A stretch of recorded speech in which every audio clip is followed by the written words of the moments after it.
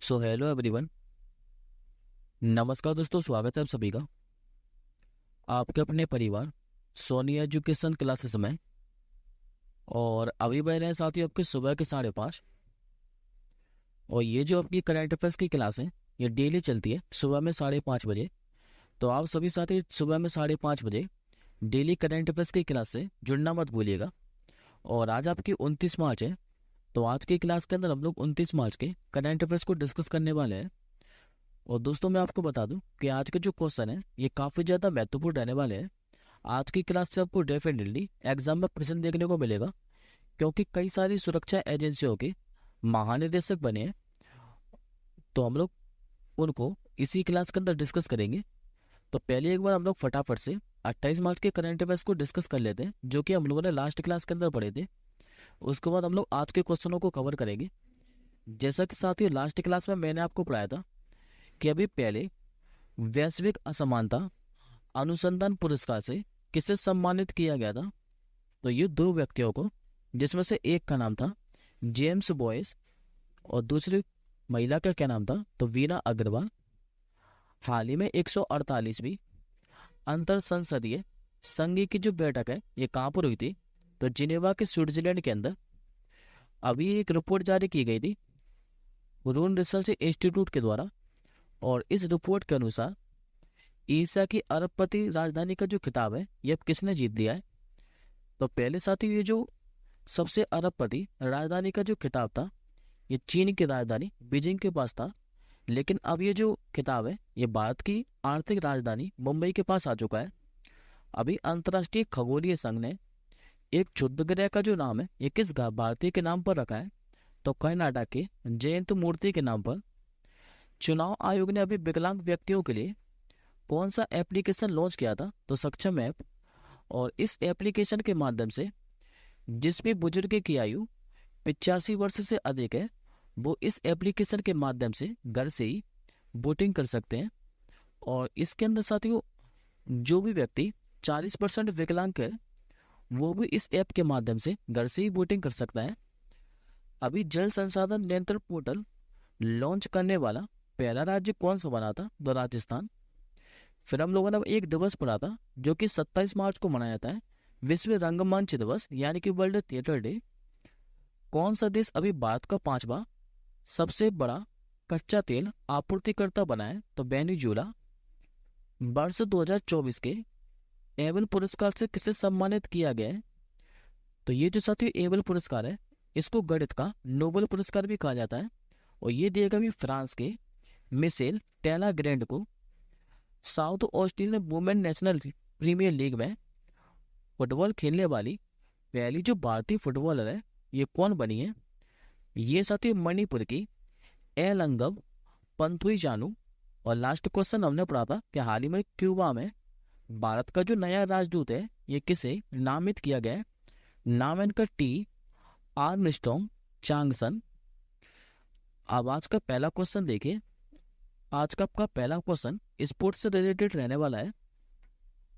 हाल ही में संपन्न तीसरे जो नॉर्थ ईस्ट गेम्स है 2024 इसमें जो ओवरऑल चैंपियन है ये कौन बना है।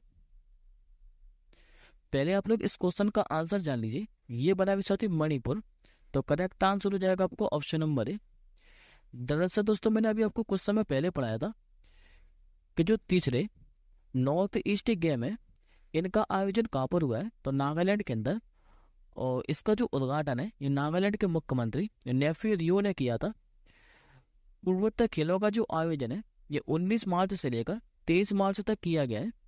और इस खेल आयोजन में उत्तर पूर्व के जो सभी राज्य हैं इन्होंने हिस्सा लिया है। और यदि आप लोगों के साथ ही ये पूछे कि भारत में पूर्वोत्तर खेलों का जो पहला आयोजन है ये कब हुआ था तो 2018 के अंदर। अब एक बार हम लोग पदक तालिका के बारे में बात कर लेते हैं। तो साथियों पदक तालिका में मैं आपको बताया कि मणिपुर शीर्ष पर स्थान पर बना है, जिसने टोटल कितने मेडल जीते तो 130 पदक। इसमें से साथ ही 52 तो जीते इसने स्वर्ण पदक, 38 जीते इसने रजत पदक और 40 जीते हैं कांस्य पदक। इसके बाद खाली आपको नागालैंड और असम के बारे में केवल टोटल मेडल ही याद रखने हैं। इसमें गोल्ड रजत या फिर सिल्वर पदक याद मत रखिएगा, आप लोग खाली ओवरऑल याद रखिएगा कि जो दूसरे स्थान पर है ये नागालैंड है, जिसने टोटल 134 पदक जीते हैं, जबकि तीसरे स्थान पर असम है, और असम ने कितने मेडल जीते टोटल, तो 140 पदक। खाली इतना ही याद रखिएगा। अब ये स्पोर्ट्स से रिलेटेड क्वेश्चन है, तो एक बार एडिशनल इन्फॉर्मेशन में देखे, मैं आपको लगातार 4-5 दिनों से स्पोर्ट्स से रिलेटेड क्वेश्चन रिवीजन कराता ही चल रहा हूँ। आई होप अभी तक आपको सारे के सारे क्वेश्चन याद हो चुके होंगे। अभी हम लोगों ने पढ़ा था कि महिला प्रीमियर लीग 2024 ये जीता था रॉयल चैलेंजर बेंगलोर ने।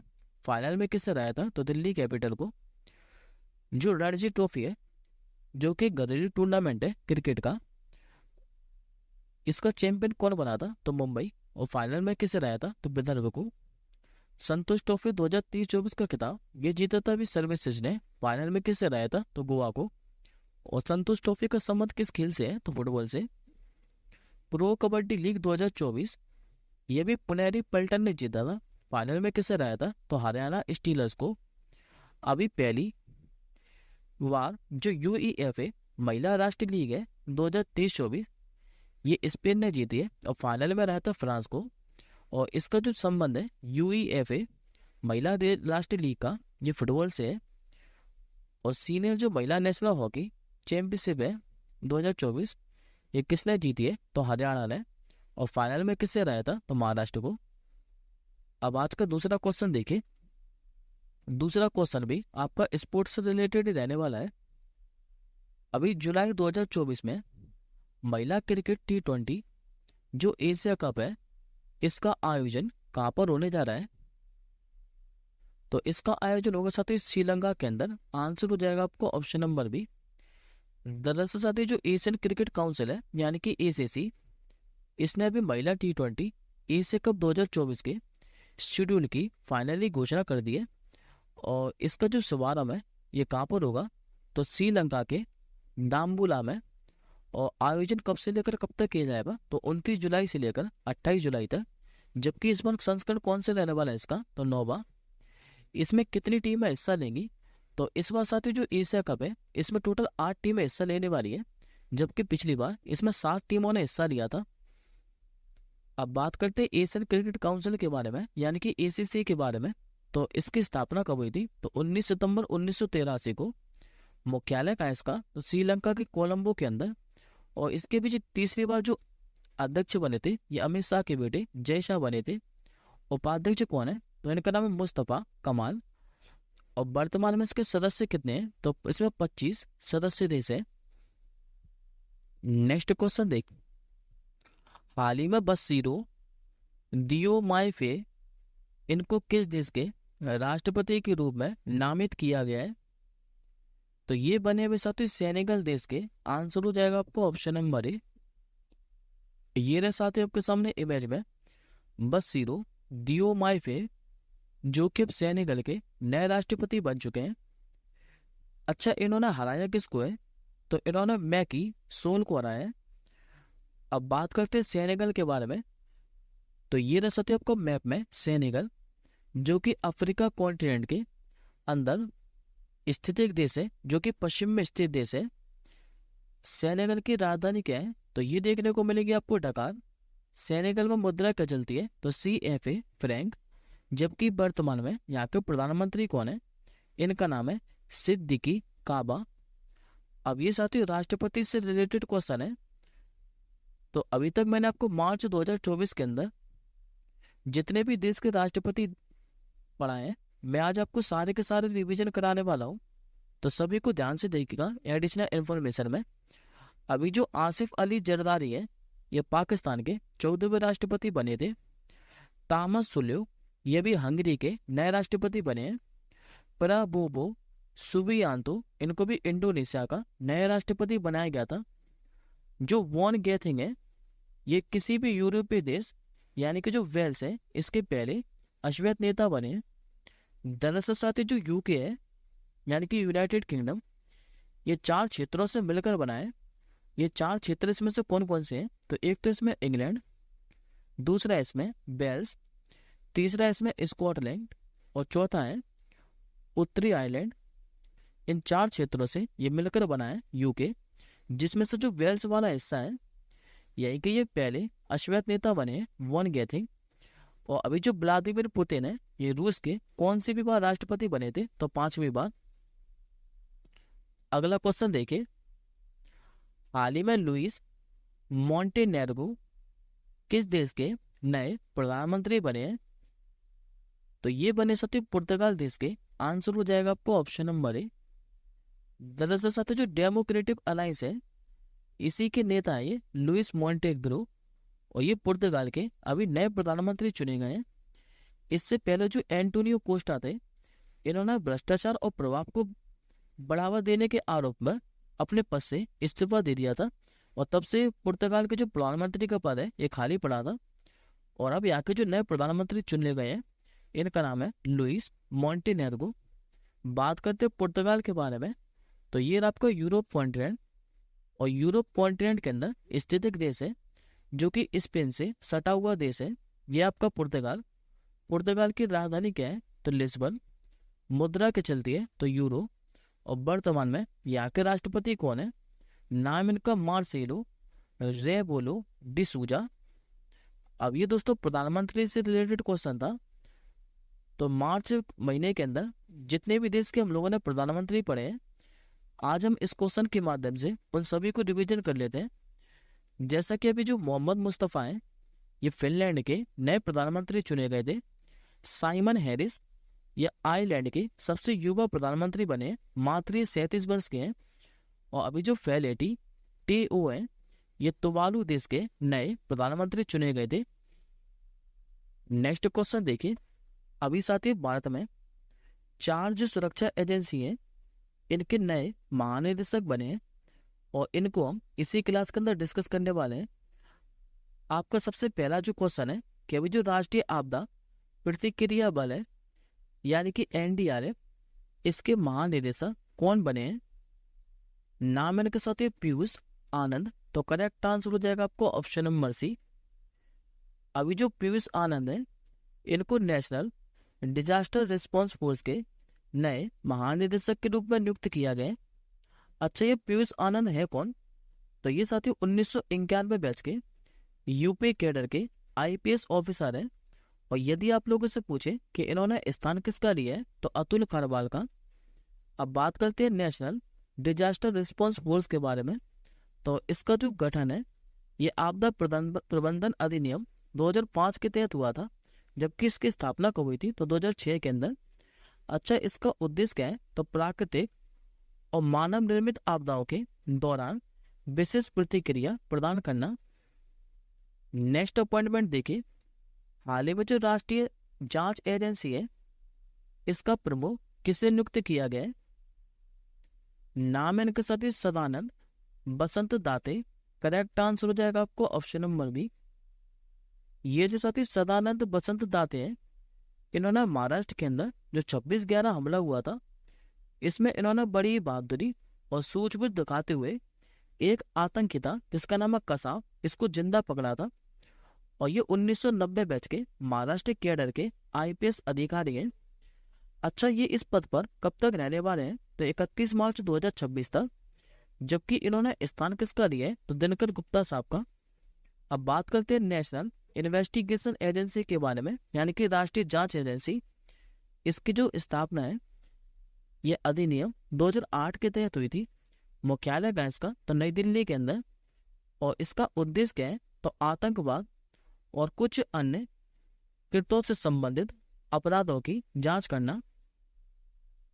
अगला अपॉइंटमेंट देखिए, अभी पुलिस अनुसंधान और विकास ब्यूरो का महानिदेशक ये किसे नियुक्त किया गया है, नाम इनके साथ राजीव कुमार शर्मा। करेक्ट आंसर हो जाएगा आपका ऑप्शन नंबर ए। ये जो साथी राजीव कुमार शर्मा है ये राजस्थान कैडर के 1990 बैच के आईपीएस अधिकारी हैं। और ये इस पद पर कब तक रहने वाले हैं, तो 31 दिसंबर 2026 तक। लेकिन अगर आप लोगों से पूछे कि इन्होंने स्थान किसका लिया है, तो बालाजी श्रीवास्तव का। अब बात करते साथी बीपीआरडी के बारे में, यानी कि bureau of police research and development. इसका गठन कब हुआ था, तो 28 अगस्त 1970 को। मुख्यालय आपको देखने को मिलेगा नई दिल्ली के अंदर। और इसका उद्देश्य क्या है, तो भारत में पुलिस बलों का आधुनिकीकरण करना। नेक्स्ट अपॉइंटमेंट देखिए, अभी केंद्र सरकार ने जो सीबीआई है यानी कि सेंट्रल ब्यूरो ऑफ इन्वेस्टिगेशन, इसमें संयुक्त निदेशक जो सुप्रिया पाटिल है, इनका कार्यकाल अभी कितने साल के लिए बढ़ा दिया है, तो ये बढ़ा दिया साथियों टोटल एक साल के लिए। आंसर हो जाएगा आपको ऑप्शन नंबर 1। अभी जो केंद्रीय जांच ब्यूरो है, जो कि मैं आपको बता चुका हूं, इसमें जो सुप्रिया पाटिल यादव है, इनका कार्यकाल अभी 1 साल के लिए बढ़ा दिया गया है। और ये 2004 बैच के महाराष्ट्र कैडर की आईपीएस अधिकारी है। अब ये इस पद पर कब तक रहने वाली है, तो 17 अप्रैल 2025 तक। बात करें सीबीआई के बारे में, यानी कि सेंट्रल ब्यूरो ऑफ इन्वेस्टिगेशन, इसका गठन कब हुआ था, तो 1 अप्रैल 1963 को। मुख्यालय कहाँ है, तो नई दिल्ली के अंदर। लेकिन वर्तमान में सीबीआई के निदेशक कौन है, तो प्रवीण सूद। अगला क्वेश्चन देखिए,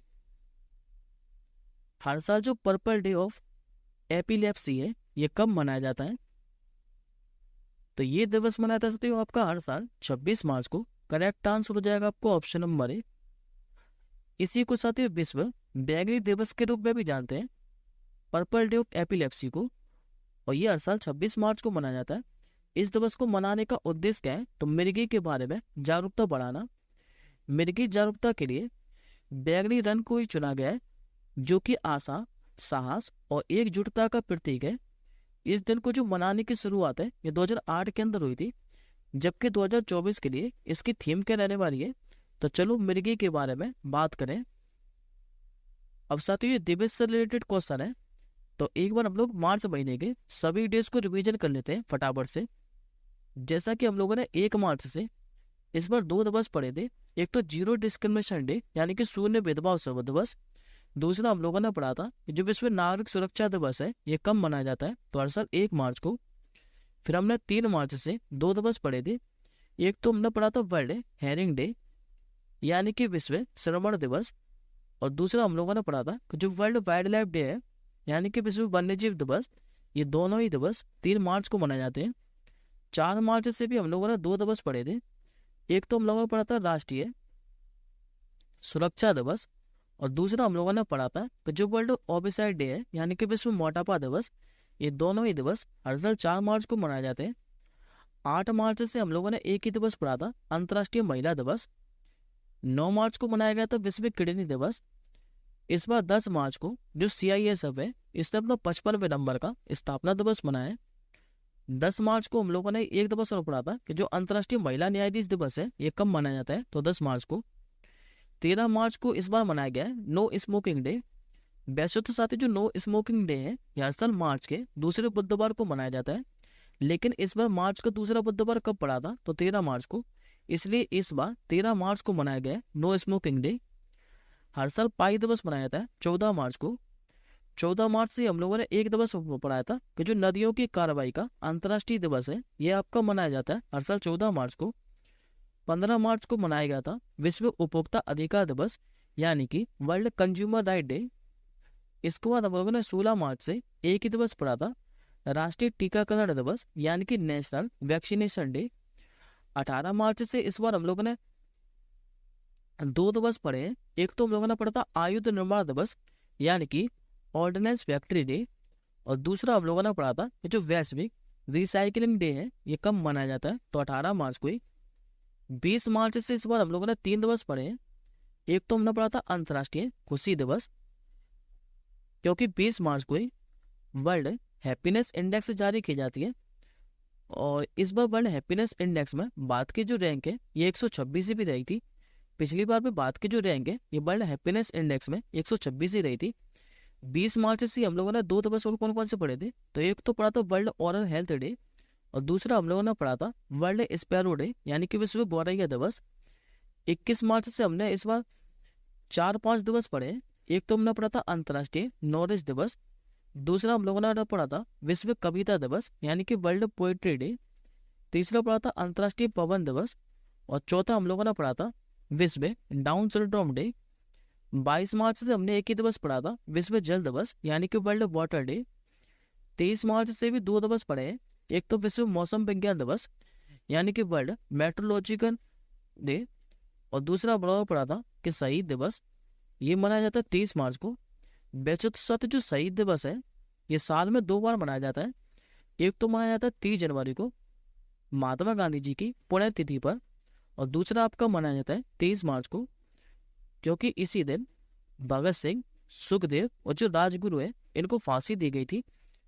24 मार्च से हमने पढ़ा था विश्व क्षय रोग दिवस यानी कि वर्ल्ड ट्यूबरोक्लोसिस डे, और 27 मार्च को मनाया गया था विश्व रंगमंच दिवस, जो कि मैंने आपको आज भी रिवीजन कराया है। अब आज के अगले क्वेश्चन की ओर बढ़ते हैं। हाल ही में साथियों जो एवररेडी है इसके ब्रांड एम्बेसडर ये कौन बने हैं? तो ये बने हुए साथियों भाला फेंक खिलाड़ी नीरज चोपड़ा। आंसर हो जाएगा आपको ऑप्शन नंबर बी। अभी इनको एवररेडी का जो सेल आता है इसके ब्रांड एम्बेसडर के रूप में इन्हें नामित कर दिया गया है। अभी साथियों कुछ अन्य ब्रांड एम्बेसडर को देखें तो अभी अगर हम लोगों ने पढ़ा था कि जो MS धोनी है इनको महिंद्रा का जो स्वराज ट्रैक्टर है इसका ब्रांड एम्बेसडर बनाया गया था। भारत पेट्रोलियम कॉर्पोरेशन लिमिटेड के ब्रांड एम्बेसडर कौन बने थे? तो राहुल द्रविड़। और अभी हम लोगों ने कुछ ही दिन पहले पढ़ा है कि जो पैरा तीरंदाज खिलाड़ी है शीतल देवी, इनको निर्वाचन आयोग की राष्ट्रीय दिव्यांग आइकन नामित किया गया है। नेक्स्ट क्वेश्चन देखिए। अभी समलैंगिक विवाह को वैध बनाने वाला दक्षिण पूर्व एशियाई देश कौन सा बना है? ये बन चुका है साथियों थाईलैंड देश। आंसर हो जाएगा आपको ऑप्शन नंबर सी। दरअसल साथियों जो थाईलैंड की संसद है इसने बुधवार को विवाह समानता विधेयक को मंजूरी दे दी है, और अब जो थाईलैंड है ये समलैंगिक विवाह को वैध बनाने वाला एशिया का तीसरा देश बन चुका है, लेकिन दक्षिण पूर्व एशिया का ये पहला देश बना है। अच्छा, पहला एशियाई देश कौन सा था? तो पहला एशियाई देश था साथियों ताइवान, जिसने 2019 में समलैंगिक विवाह को वैध बनाने वाला एक विधेयक पारित किया था। जबकि अगर आप लोगों से पूछे कि एशिया का दूसरा देश कौन सा है जिसने समलैंगिक विवाह को वैध बनाया था, तो ये था साथियों नेपाल, और अब तीसरा बन चुका है थाईलैंड, लेकिन ये दक्षिण पूर्व एशिया का पहला देश है। और अगर आप लोगों से पूछे कि विश्व का पहला देश कौन था जिसने समलैंगिक विवाह को वैध बनाया था, तो ये था तो साथियों नीदरलैंड, जिसने 2001 के अंदर समलैंगिक विवाह को वैध बनाया था। अब बात करते थाईलैंड के बारे में, तो ये साथियों आपको मैप में थाईलैंड। थाईलैंड की राजधानी क्या है? तो ये आपके साथियों बैंकॉक। थाईलैंड में करेंसी क्या चलती है? तो थाई बाट। और वर्तमान में यहाँ के प्रधानमंत्री कौन है? इनका नाम है श्रीता थाविसिन। ये वर्तमान में थाईलैंड के प्रधानमंत्री हैं। आज कब का आखिरी हाल ही में बॉक्सिंग सब जूनियर नेशनल चैंपियनशिप का जो विजेता है ये कौन बना है? तो ये साथियों ओवरऑल जो विजेता बना है, चाहे मेल में बात करें या फिर फीमेल में, दोनों में जो विजेता बना है ये हरियाणा बना है। तो आंसर हो जाएगा आपको ऑप्शन नंबर ए। और यदि आप लोगों से पूछे इसका जो फाइनल मुकाबला है ये कहाँ पर खेला गया था, तो 27 मार्च को नोएडा के शहीद विजय सिंह पाथिक स्पोर्ट कॉम्प्लेक्स के अंदर। अब पहले हम लोग साथियों लड़कियों के बारे में डिस्कस कर लेते हैं कि लड़कियों में पदक तालिका में दूसरे स्थान पर कौन है या फिर तीसरे स्थान पर कौन है, क्योंकि पहले स्थान पर तो मैं आपको बता चुका हूँ, चाहे मेल में हो चाहे फीमेल में हरियाणा रहा है चैंपियन, जिसने टोटल कितने पदक जीते? तो 10 पदक। इसमें से हरियाणा ने 7 तो जीते थे स्वर्ण पदक, 1 जीता है रजत पदक और 2 जीते हैं कांस्य पदक। इसके बाद दूसरे स्थान पर है दिल्ली, जिसने टोटल कितने मेडल जीते? तो 8 मेडल लड़कियों के मामले में। और तीसरे स्थान पर है महाराष्ट्र, जिसने टोटल जीते हैं 6 पदक। अब बात करते साथियों लड़कों के बारे में, तो बालकों की जो पदक तालिका की बात करें तो इसमें हरियाणा में आपको बता चुका हूँ कि दोनों में चैंपियन बना है और इसने जीते टोटल 9 मेडल इसमें बालकों के मामले में। दूसरे स्थान पर इसमें हरियाणा है जिसने टोटल जीते 6 पदक। जबकि तीसरे स्थान पर कौन है? तो उत्तर प्रदेश, जिसने टोटल जीते हैं इसमें 5 पदक। आज का साथियों आपको क्वेश्चन ऑफ द डे है कि हाल ही में ऑस्ट्रेलियाई ग्रैंड प्री 2024 का जो खिताब है ये किसने जीता है? इस प्रश्न का आंसर आप लोग कमेंट बॉक्स के अंदर कीजिएगा। आई होप साथियों आपको क्लास पसंद आई होगी, और क्लास पसंद आए तो क्लास पर एक लाइक और एक शेयर करना मत भूलिएगा। हम जल्दी मिलेंगे अगली क्लास के साथ ही। तब तक के लिए जय हिंद, वंदे मातरम।